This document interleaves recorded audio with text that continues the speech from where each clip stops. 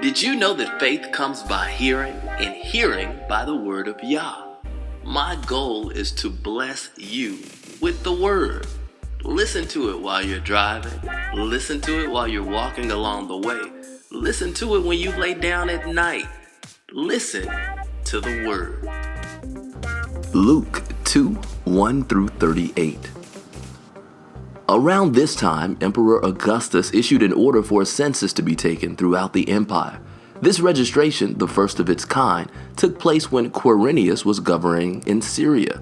Everyone went to be registered, each to his own town.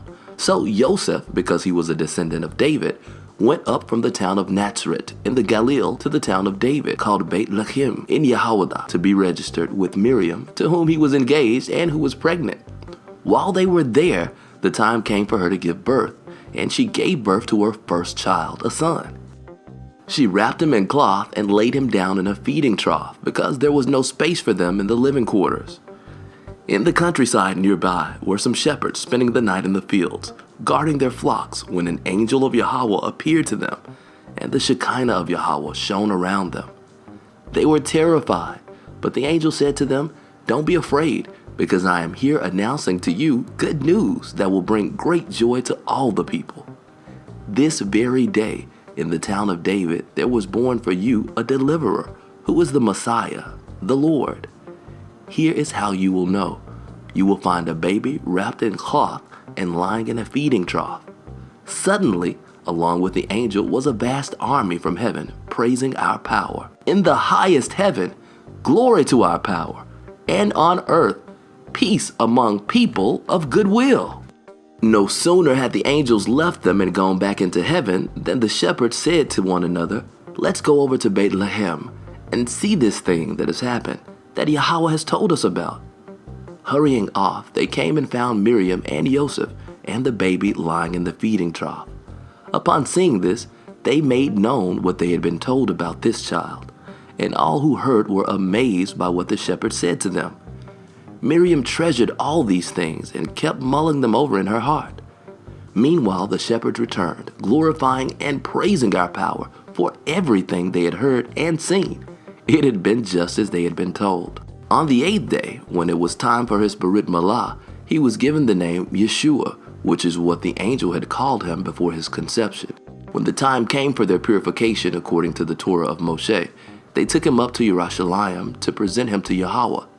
As it is written in the Torah of Yahweh, every firstborn male is to be consecrated to Yahweh, and also to offer a sacrifice of a pair of doves or 2 young pigeons, as required by the Torah of Yahweh. There was in Yerushalayim a man named Shimeon.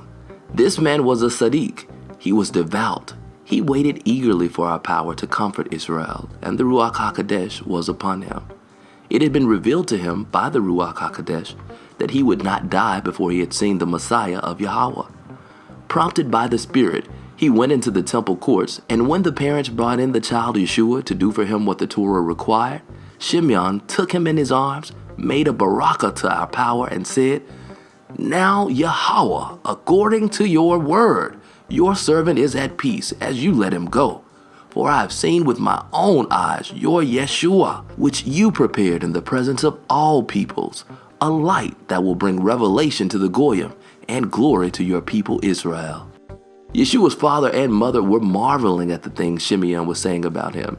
Shimeon blessed them and said to the child's mother Miriam, "This child will cause many in Israel to fall and to rise. He will become a sign whom people will speak against. Moreover, a sword will pierce your own heart too. All this will happen in order to reveal many people's inmost thoughts."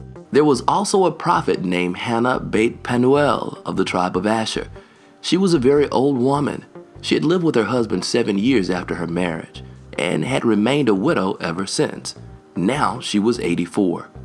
She never left the temple grounds, but worshiped there night and day, fasting and praying.